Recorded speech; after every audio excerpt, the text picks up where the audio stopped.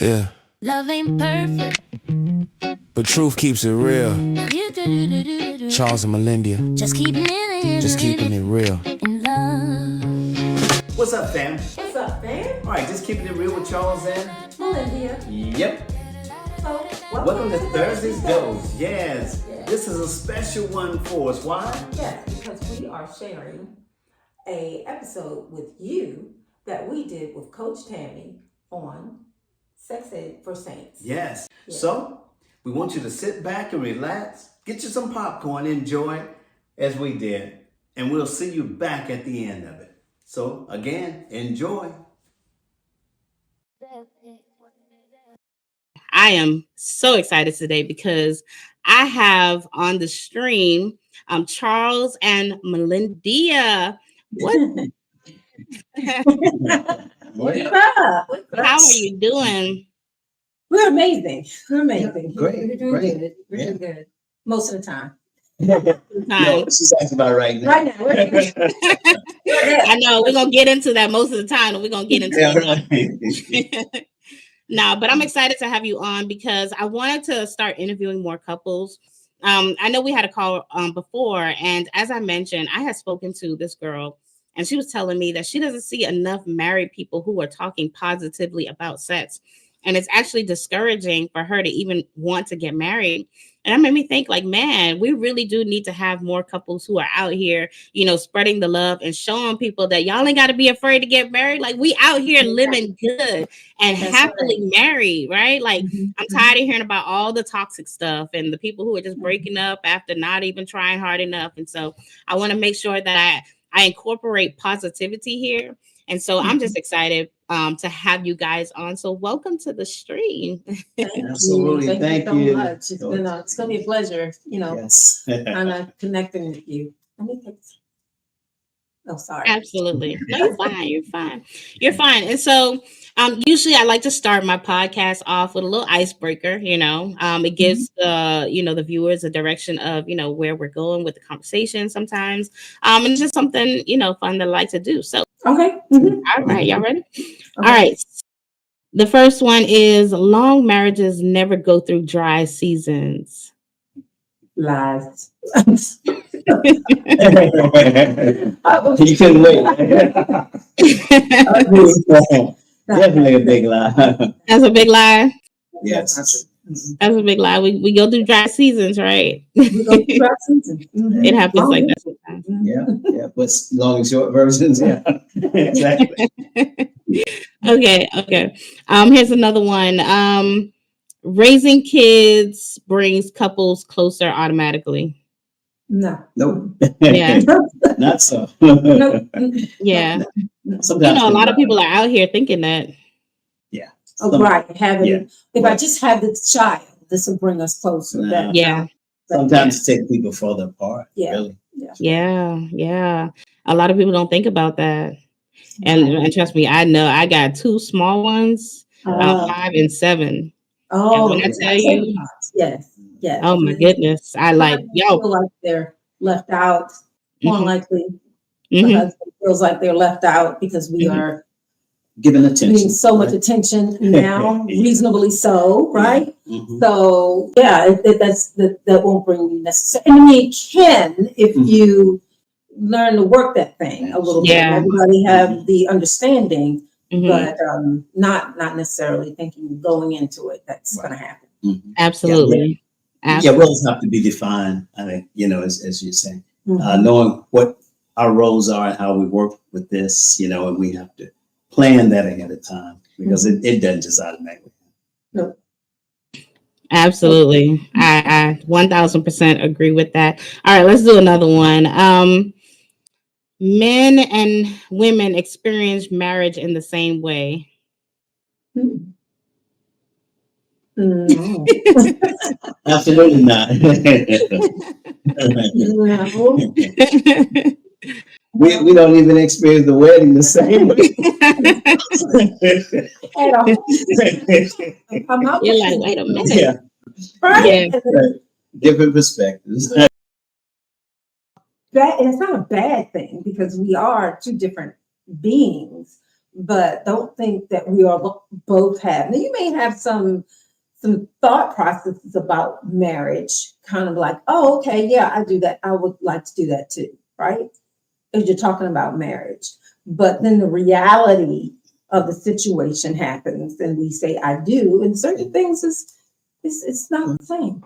Well, again, different perspectives. I would say, because we are taught differently about marriage. Mhm. Because and most people, the way society teaches that, even though from the wedding on, it's more for the woman than the man. Right. So, Yeah. Very true. We are taught differently about marriage. Well, thank you for our little myth versus truth segment of the show. And again, like y'all, I'm excited. I'm excited to jump into the conversation. But before we do that, I wanted to find out, like, tell us a little bit about who you are. Me, you. ladies first. Who we are realists. Like with Charles and Melendia. So what you see here, what you see on our podcast is who we are. We've been married for 40 years, been together for 47 years. So he kept me waiting. I kept him waiting. You know, we do what we do. I had to do what I don't think we were quite ready, but I was scared. Yeah, so we have two amazing adult children, who we feel that we desire and continuously be an example of what each one of us would want them to see in a partner. You know, my son, I hope he sees that in me, and our daughter, she sees that in her dad.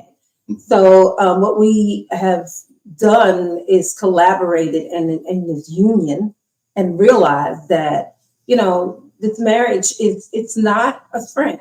This is a journey.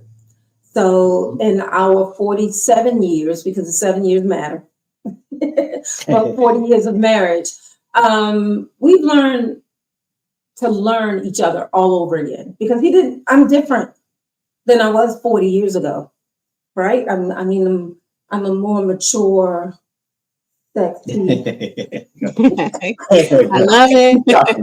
loving, combative sometimes, kind of woman. I'm a woman now. I was a young lady then. And so, you know, what we've learned through this time, and he can, you know, add to what I'm saying, is that we're not gonna get it right every time.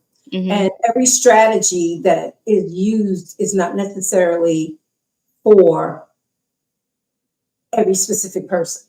Sure. You know, the strategies that we use in our marriage may not be good for your marriage. So we use the strategies to let people see you can use this, because most of the time we are going through the same things. Yes. You know, marriages are going through the same thing. So who we are, you know, we have love to love each other over and over again, love to forgive each other over and over again.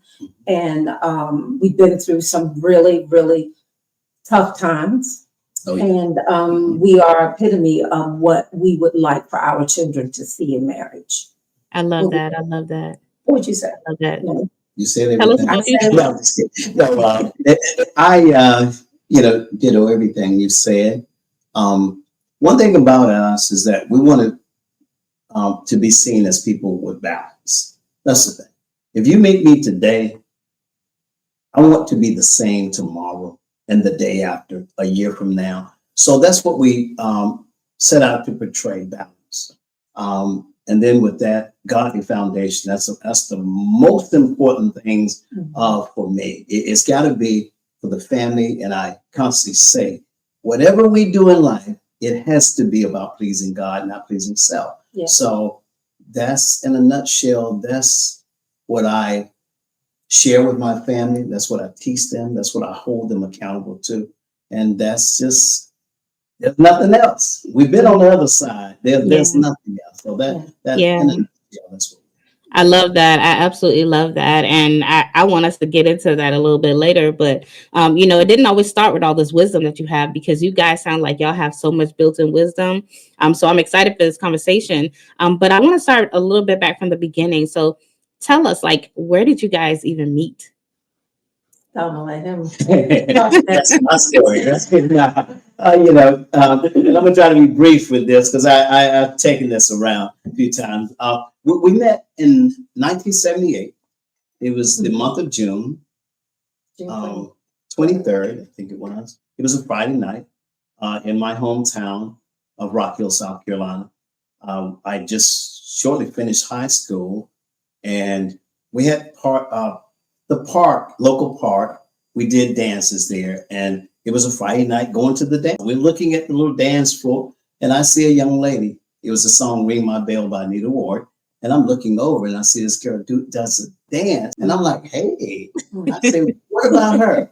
And my cousins, I said, "Man, I don't think she's from here."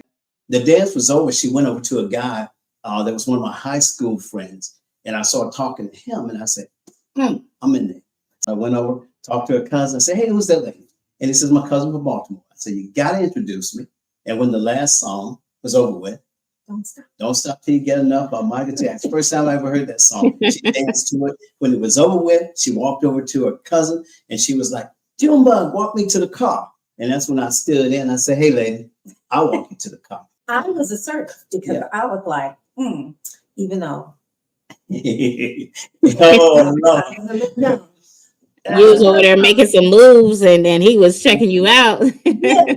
And when I saw my cousin, I was like, "Hey, you know that guy, right? Tell him next time you see him, give him my phone number, and maybe we became pen pals." Yep. Because we wrote. I'm from Maryland, from Baltimore. He's from here, from South Carolina, and we just decided that we'll write each other. And it was like, how did I get to South Carolina? Exactly. How did I get to South Carolina? My mother and her parents are from South Carolina. So, even though my mom wasn't living here, we have a family reunion every year. Every year. And the southern part of it, you always go to the grandparents' house to have a family reunion. And we flew down to, or did we drive at the time? We probably was driving for the whatever year that was, family reunion. And we went, I don't know what year that was though. Oh, you mean how many years you family reunion? Oh, yeah. But we just happened to go to a park with some of my cousins and all. They was like, "Lynn, let's go to this park. They got a party and all that." And I'm like, "Party?" Then, I'm saying, "Word, I'm going to a party." And that's how I got to South Carolina. I love that. Just visiting. I love that. You met on a visit. That's crazy. Because I'm thinking back then, and you're like, "Man, let's be pen pals." I know, right? No cell phones. No cell phones. No social media. Y'all doing real communication now. We found, because when we moved, we wound up moving here. Another story about now we're living in Rock Hill, where he is from. Yeah, where we met. We now live. Never say what you won't do. Because I'm telling you, I said, "I ain't living here. I wasn't living. I was not going to live in South Carolina." But totally different 47 years later. But we just, hit it off. Sure. Right. Yeah. So, how did that work? I'm curious now, because, back then you're just writing back and forth. How did you take each other seriously when y'all are only pen paling it up? Yeah. And I was like, 12. No, I'm just kidding. No. Okay. I think we. Now you're bringing something. No, you wouldn't. No, but how what I was going to say, believe it or not, we found some letters that we had written back 79, 1980, stuff like that. But we kept, exactly. We weren't really focused on, okay, this is going to be my man, I was just like, I got a friend in the Carolinas, right? And whenever I come, and then he was fine, because he was just like the Michael Jackson, the Charles of Michael Jackson. He had that little X-curl thing going on. So you were more serious? I started to get more serious then, because I was considered, okay, you know what? We make a life out of our relationship, take it on a serious level. Yeah, but I was in college. Yeah, It just- and she wanted to finish. Yeah. You want to live your life in college. Yeah, away from home for the first time that, Mhm. you know, so I wasn't like marriage or something. I was like, okay, this is my boo friend, you know. It was a joke. He married. He was like, You know, more and more we talked, we spent a lot of quality time together, you know, getting to see the bare minimum of nothing in the Carolinas that I kept saying, I'm not moving here.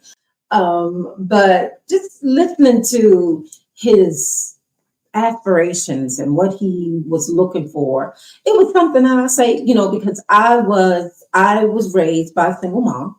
Mm-hmm. It was me and my sister. So I didn't really see in the home, you know, my mom she kind of was the breadwinner, the everything in the home, Mm-hmm. right? And so I never saw the foundation except for one of my dearest best friend, love her so much. After 50 plus years, we're still best friends, Mhm. and her parents. But I never saw anything like that in my home. Mm-hmm. And I knew that was something that I wanted, because even from someone else, I thought what I desired. Sure. Yeah. And, you know, he was more, like I said, more serious minded. Mm-hmm. Yeah. It sounds like, because you know how they say, like, you know, men, when you know, and so it's almost like, do you feel like you were working on those steps because you already had like a vision in mind of what you wanted, and so you're like, no, I need her down here because I want to work on these plans. Eventually, that's Yeah. how I started feeling. Yes, 81, 82, and when I did propose to her, Yeah. you know, we became engaged on that period of time, and we had conversations about when, and I think we were moving at one point a little prematurely, Yeah. and we were planning some things, and I remembered, as I told her, a voice from a lady that I worked with before, older lady. And she asked me, was I married during the time? I told her, no, I wasn't married. And then she said, well, if you ever get married, you need to put God at the center of your marriage relationship. And at the time I told her, I said, we're doing it wrong. We're doing it wrong. And I said, we got to get the thing right. So let's just regroup and let's go back and let's get our lives in order first. And then we'll come back. If it's meant to be, we'll be here. If not, you know, so long, I love you. And I hope you get your life. You know? Do you think that made a difference? Because I know for me, when I got married, I'm gonna tell you, me and my husband, we only knew each other for 6 months. Okay. We got married 6 months in. Okay. That's all right. That's all right. It was like, it was quick. Right. But, you know, I had so many different relationships, and I had so many different proposals. And I was like, no, this one ain't it. This one ain't it. It's like I almost knew when I met my husband that this was the person that I was supposed to be with. And so, you know, date number 2, he was like, I think you it. He's like, you know what I mean? And from there, I was like, you know, I feel the same way. And he's like, we gonna get married. He bought me a ring like 2 weeks later. Yes. That's intentional and decisive. Yeah. Right. Yeah. And would you say that, I mean, were you a little older? I was older. See, that's the difference. Because I got married. I was 33 when I got married. Okay. Yeah. So Because when I was younger. So I do think it makes a difference, because being older, you was much more mature. When we thinking about me, I mean, coming and I was just graduated from high school, first year of college. I didn't have the right mindset for something like that. I was looking at the exterior of a person, you know, oh, he's cute. I think he got a good job, you know, that materialistic kind of feeling. And then when I'm thinking, you know, he sounds like somebody that I really think I can learn something from. Yeah. Right. So even though I was younger, I still didn't have a good perspective on how I should solidify this thing if it was good for both of us. So yes, it does make a difference. We needed that time. We did. We needed that 7 years of time, 4 years before he, you know, engaged or anything like that. Because, you know, as he mentioned, during that time, we wound up breaking up. 4 years, 4 years, I was here, breaking up. We were living together. And his walk with Christ was opened up before mine. Yeah. You know, so it was more he got to get his, we got to get ourselves together. This is not the right walk. And I'm thinking, I know. What? So, what actually drew me more of his intentionality of what he was looking for in his walk with Christ. Even though I was the tempter of the Lord, just had to straighten me out because I was just like, you don't see what you got here. But even with that split, I went back on campus. I became a little bit more intentional in being in college and realized this life is so uncertain. I really think that this guy. I watched him. Yeah, I watched what he said and how he treated me. Even though he was like, you got to get yourself together and you got to move on and get yourself, go back to campus and all that. But it wasn't like how a guy would just be at for that one thing. Yeah. Sexual connection. Because, even we talked about this Right. when we were out there, it was good. Yeah. Yeah. But, and life happened, man. And life happened. No, I'm just kidding. But No, life happened and it still was even amazing. Yeah. Mhm. But when you have a purpose behind your pain, then it made a world of difference. Yeah, and I love that because, even though y'all still maintain that friendship and y'all were still connecting, and you were working on yourselves, which is very important because a lot of people, they get into it without, working on the self part and then they end up getting married and then breaking up because they haven't done the work. And so Right. I admire that. Now, you said that, if it's supposed to be, it's going to circle back and y'all got to that space. Like, how did you get to that point? Like, when did it happen? Like, how did you propose and all that good stuff? Well, the proposal happened even before all of that. It was 4 years ago. engaged. No, what I'm saying, the proposal, the engagement happened. I'm sorry. The proposal happened this way. I don't remember exactly any settings behind it. I do remember the engagement, but the thing is, what changed the mindset was this.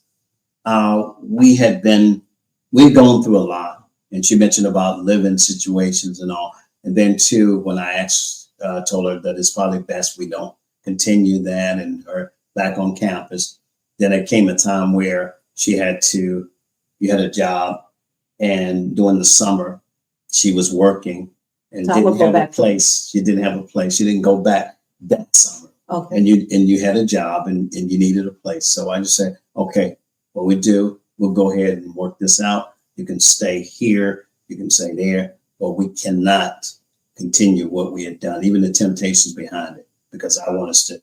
And so that's what we did. I said, I can't even touch you much, here, because I don't want to end back in that. So we managed through that.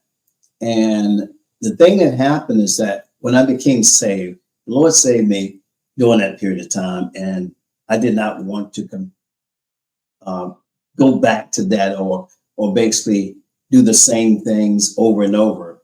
And I felt this time was different. I felt different about this whole thing with salvation this time. And my pastor caused me to make a decision. When he asked me one day, he said, what are you doing? More or less asked me, was I involved, intimately with her? I told him, no, absolutely not. And he said, now, if she's at your house, he said, the Bible teaches that abstain from the appearance of evil. So whether you're doing anything or not, you can't convince a person on the outside looking to see you both coming and going in that house that you ain't doing nothing. So he said, brother, you need to abstain from the appearance. And I said, you're right. And we did, had to take another step there.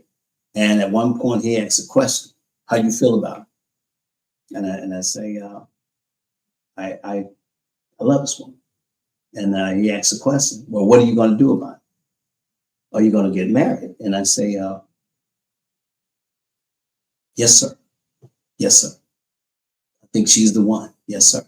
So from there, that started that from there. So, with me, I remember asking your father, though there wasn't much of a relationship. I asked your mom.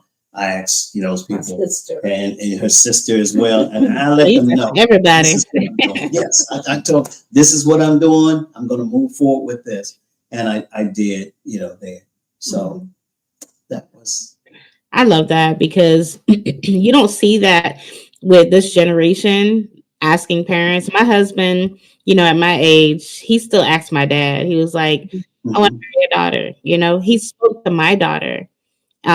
When that moment came as well, he spoke to my mom, and everybody was telling me like, you need to marry. Like they were telling me, you need to go and marry this man. They were like, this is a good man, Savannah. Like you need to marry, And I was like, I think this is something that we could do. I was afraid of it, but it was the support of my family that really was like, nah, you really need to marry this man, and it got me over the hump of being afraid to get married. Wow. Yeah. So I love that. So fast forward, you get married, and now you're adding children into the picture. You say you have 2 children. How was that process for you? Well, I would say at first, we were really trying to have a baby with our first child. I was trying to figure out what is happening. How old is your first? How old is she now? Yeah. She's 39. Okay. She's 39. But I was ready to, ready to have it. But it took, a couple more months than anticipated. But our daughter, when she got here, it was, we were in let's say in a church that had a lot of restrictions. Let's just say that, right? So there was different things that I felt differently, when it came to what they were preaching about, and like the pastor, he actually, the pastor my husband was talking about, he married us, but I love the congregation of, we haven't been with them for quite some time, but we kind of got stuck into the thought process of what they thought a marriage should be. So that caused some, hungry. That caused some conversation. Yeah, friction. So much friction because tense moments. But you were, he listened to me. He listened to me because I was like, I ain't feeling whatever, whatever it was. Like I couldn't wear a wedding ring, you couldn't do this, you couldn't, do that. And I'm just like, I'm not feeling this. And then so being able to communicate that, even though he was connected with the brothers of the church, we still talked about it. So when our daughter, it was actually, it was amazing, having our first baby girl and, starting to raise her. She was raised pretty strictly for what people would she'd probably tell you that too. Because we still was kind of conformed to what they thought should and shouldn't happen. No dresses, no this, no that. No dresses. I mean, I'm no sorry, pants. no pants, Right. no this, no that, no plaiting hair and all this. And I was just like, I'm pretty deep. Because you were a free bird. You just said you were adventurous. So to have those restrictions. Yes. And to not get too much deep in that, it was not anything that we actually was together in with what they were preaching, and so it did have some dynamic changes because I still worked, and actually I was pregnant in my last year of college. Okay. And my professor told me, I am not signing off on your graduation because you're going to have this baby in the middle. What's his name? Can't think. Yeah. But my advisor. So I stopped. I stopped in my last year, and I set out for a year just to be more there for her. So, to answer your question, how it was for our first child, Mhm. absolutely, you had that dream thought, Sure. you work, you make the money, he helps take care of you, you're doing things, got that white picket fence, got the dog, got all that. It's amazing, right? And until it wasn't, Yeah. yeah, almost 4 years later, our second child was born. Mhm. Um, wasn't quite thinking I was going to have any more kids, even though we had this discussion. We had a discussion Yeah, for a right. while, Mhm. before we got married. How many kids you want? Sure. And I think we said two. We agreed on 2. I was pressing maybe 3, and then 2. They were going to be 2 years apart. And so our daughter was 3 3 and a going half. on 4 years. And I said one day, wait a minute. I said 2 years apart. We're going, and we're almost done with this. We need to talk. Yeah. Enjoy my freedom of working and taking care of our daughter and that, not with Mhm. When I said we need to talk, her response was, oh yeah, about that. And I'm thinking like, oh no, we're not doing this. And say, no, we gotta have our 2 kids. So, and don't look at me like that because I know what you're thinking. So I used to keep track of her I was like, for real. monthly. Yeah. I kept better track than she did. Wow. The best time. Ready. And I decided, okay, even with our daughter. I, He's a man that's different, right? That's amazing, actually. our daughter's going to be born on my birthday. Yes, he did say that. He said, we're going to have a baby on my birthday. That's Will she? 2 days after. 2 days. 2 days. 1 week after mine. We are October. Yeah, October. Yeah, all of our birthdays in October. Yeah. But yeah, Oh, but to kind of shorten that part, our surprise. It wasn't a surprise. It was a surprise to me because I didn't think I was going to get pregnant. He had it all planned out. I had to work the magic, right? You worked the magic. Anyway. And then I was pregnant. Couldn't believe I was pregnant because I didn't believe it anyway. But we went through that pregnancy. It was a little challenging because I felt different. Things just seemed a little different. It took a lot. It took a lot out of you, meaning that you were going through the stress levels on the baby, and then with her, it zapped a lot of her nutrients. She was weaker, and they ended up putting you out of work a little early. So we knew it was a different pregnancy. And we knew we were expecting a son. And God had confirmed some things with me in the dream. And so we were excited about that. We were excited about that. And but Darren, our precious Darren, was born.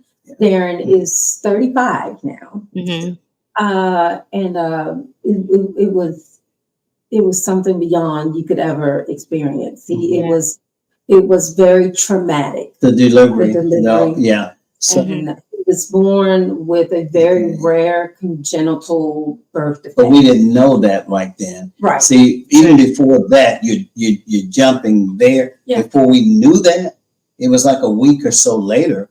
But see, during the birth part, that was traumatic. I told him receiving it. So he saw everything. So it was, we went to, basically for her delivery, her doctor came in, gave her the prostaglandin, I think gel. He did this thing. He said, okay, going to go ahead and apply this, and you're not going to have any baby tonight. He said, I can tell you that. So he went to lunch break, and we're sitting there, and we're talking, she's going through, and then all of a sudden she said, Charles, I feel this baby coming. I said, well, he said, it's no baby tonight, and this and that. So call the nurse. The nurse said, no, the baby's not coming. I just checked you not long ago. And so she said to me, Charles, this baby is coming. And I said, ma'am, nurse, the baby is coming. So she went over, she said, oh my God, you have, I mean, you start dilating just that, and he was actually crying. This baby was coming. So she said, go get dressed. Okay, so now the rush is on. I go in, put on the scrubs. I go back in the room, and there's a room full of doctors, nurses, and they're giving her oxygen. And I'm thinking, like, this scene changed just that fast. And these people are a bit erratic, and they're calling for her doctor. Anybody know who that doctor is? And I'm sitting here like, I don't like this. And I'm like, Lord, what's happening? And our kid was born. She didn't get the episiotomy. She didn't get anything for pain. They didn't get to take her to the delivery room because he was coming so quick. And I was about to pass out. So when he was, when you say you feel everything, so it threw me there. So, sorry to cut you off, but that was very, very, very traumatic and surprising and everything. We weren't prepared for that at all. No. But then after about, 5 days, he was a big baby. No, he was born lifeless. He was blue. I don't want you to take any of that. Yeah, I wasn't. She wasn't aware of what was happening, but when they delivered him, he was lifeless. And I thought, Tammy actually thought that he was not living, period. So I watched and I just say, okay, Lord, that's what it is. Let me focus on my wife. Please watch my wife. Because again, she was getting oxygen. She was having a hard time. So they grabbed a son, ran with him. And when they got into the hallway, I heard him crying. He started crying. Whatever they did, I don't know what they did. Hey, boy, I don't know. I just said, thank you, Lord. And as he cried, oh man, that was a relief for me. A relief for us. And I tell you, and then a week later, then the journey began. The Lord put us through. Yeah. He helped us through some really, really trying times. Yes. 5 days or whatever. We went through trying to figure out why was he breathing the way he was breathing. Like I said, he was a big baby. Yeah, 8 pounds. 8 pounds, and that for me, for both of my kids, I gained over 50 pounds. So 40 to 50 pounds. So I was a lot smaller than I am now, but for him, it was good that he was that heavy because he had a journey to go and through the time, through trying to figure out what it is, knowing that it was very rare, we were told, very rare disorder, and his trachea collapsed. He had overgrowth lymphatic system and a little heavier in the face than most other children. So long story short of that, he had to have a tracheotomy. And I've never seen anything like that in a child. Few weeks old. Yeah. Not even a baby. Old. Yeah, definitely. So when we talk about when the children come in the marriage, I didn't care what he came as, how he came as. We were going to work this thing. Oh, yeah. Right. The Lord was going to help us through this, I just had a baby. So, I was emotionally a mess. Definitely. And nursing for just a couple days. So then I opened up even more emotional stuff in my body. So we went through that for how long was he in the hospital? 5 weeks in the hospital. 5 weeks. And that was, and he came home with them thinking that he wasn't going to come home for quite some time. We were blessed with certain nurses that helped us understand. And because I was who I am, I could not leave his bedside. I could not. I've seen so many babies in there without the support, without the parents. You go through that mental thing. What did I do? What did I take? What did I sit? Who was I around? What could have caused this? But I thought that was very rare kind of deformity that he had. And until my husband told me, I think you need to go home and take a shower. But he did come home, and the Lord helped us through years and years and years of challenges with because I was going to ask, how did that change the dynamics of your marriage? At one point, I think it made us stronger. Mm-hmm. It really did. Even though those type of things are what can drive marriages apart. Mm-hmm. But we were, besides our immediate family and God, of course, first, we were all alone. We didn't have the church family there to help us. It was just me, him, and the Lord on a balcony crying, telling what, so it changed the whole trajectory of what we thought we were going to be with 2 kids and the white picket fence and that. And the thing too, going through that, Tammy, it helped us to bond together to say that the pain that we felt while we were going through, and our son was in the emergency surgery, infant son, that we would not allow anybody else that we knew of, if they were going through, to be by themselves the way we were. Yeah. So we said, we're going to show up if we hear that. Yeah. And that's what we've done over those years. Right. When we hear about the kids that we knew of, we show up, and that's what we've done because of that. To this point, it grew us closer. We were able to talk about feelings, and I cried every time I could, and he was there to support me. Right. And I didn't cry. You didn't cry as much. I didn't. I cried on the balcony that day, but I didn't shed tears behind that for years. Because he wanted to be strong. And today I do. I did on our podcast this year, talking about the first 5 years, and I say, man, for the last few years, I guess I bottled that up, and it comes out. Sometimes I can't even talk about this until unless I'm kind of breaking down. I said, boy, here I go again. Because I held that inside. Yeah. Yeah, that's traumatic. Yeah, that was a traumatic experience. Yeah, but glory be to God. He helped us through it. Yeah. We dealt with ignorance on top of ignorance because our son Darren looked different than what society would appear. His face was a little large. He was not symmetrical. We had, then you had this trait that, people didn't understand. We learned about it. And we wanted him to feel as normal as any other child. And to be independent. Yes. Right. And then his big sister, still today, she's his second mama, where she was very protective. We all were. Yeah. I am a mama bear. That's how it changed us, because we were very defensive.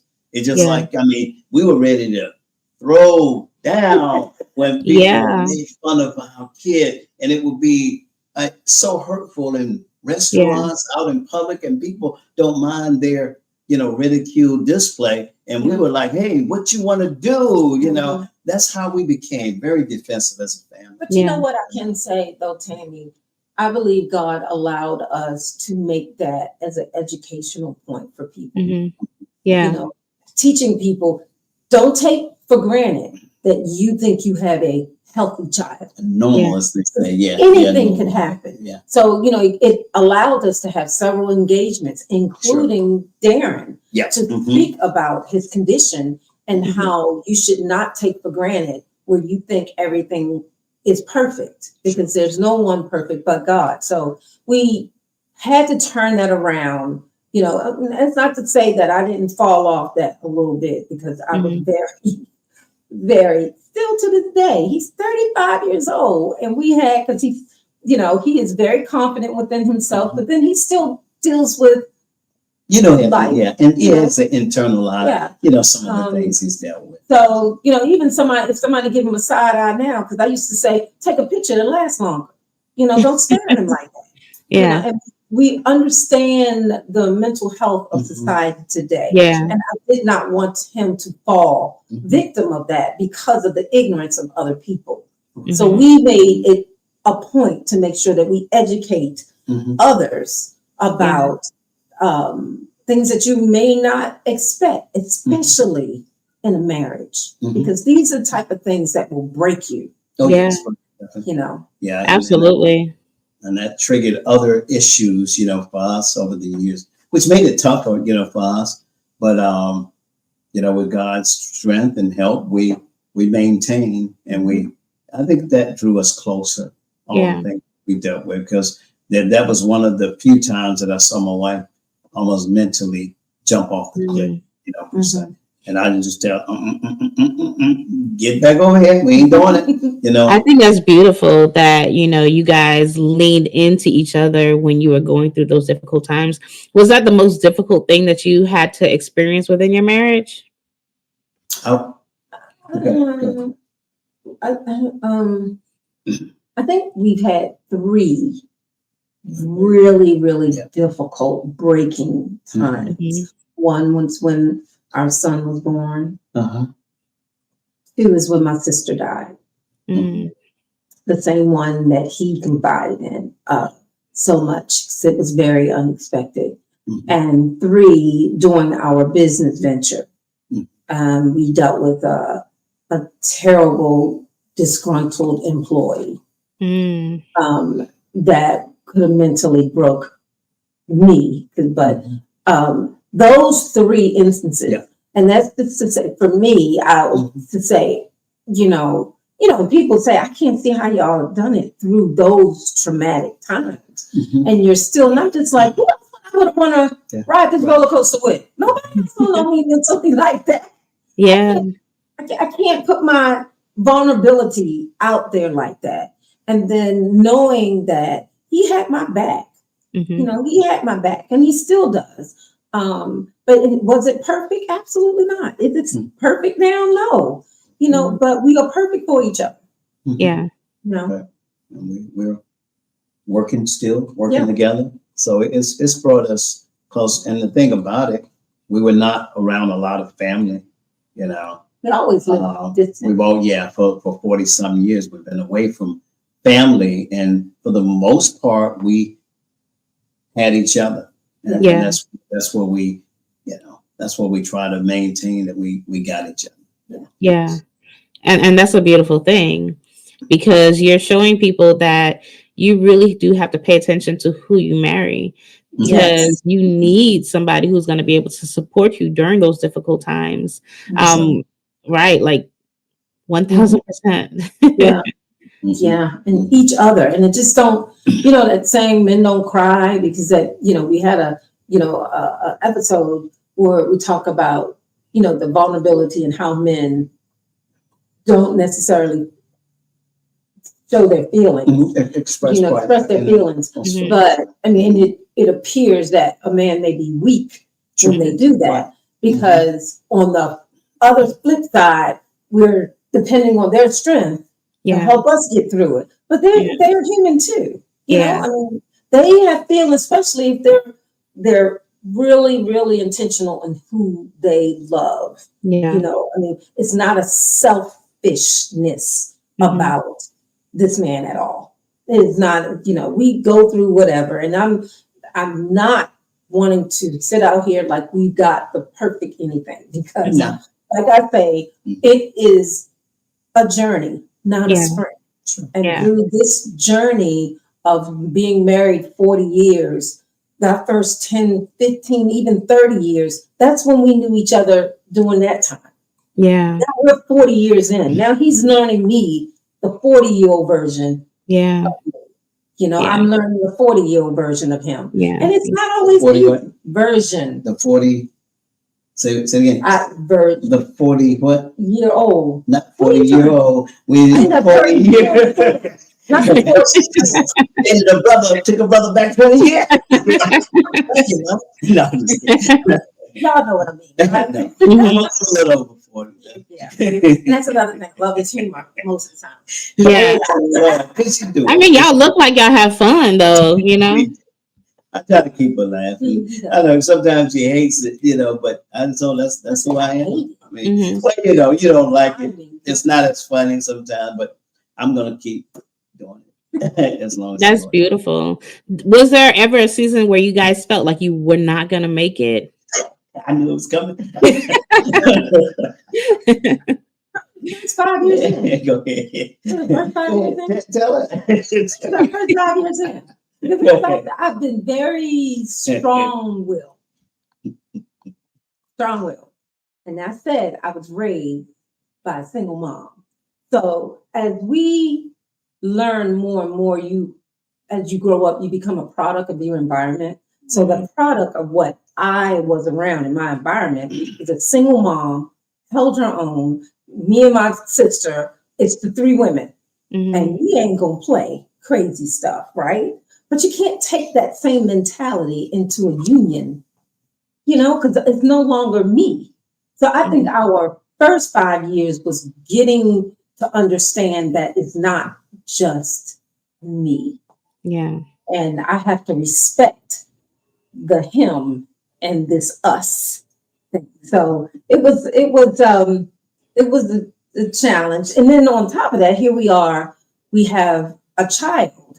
And then the second one that came with the challenges. So I think in that, was that first, 3 years. Maybe that first 3 years was maybe the hardest. Well, I was pregnant. I was going home. I was like, I ain't doing this. Like the first 2 to 3 years, I was like, I ain't doing this. Yeah. So, but it was just the point of being humble. Yeah. It's interesting. This word that plagues a lot of women in marriage, and me too at one time. But the word submissive. That's what the S word, right? The other S. The yes. The big S. The other S word.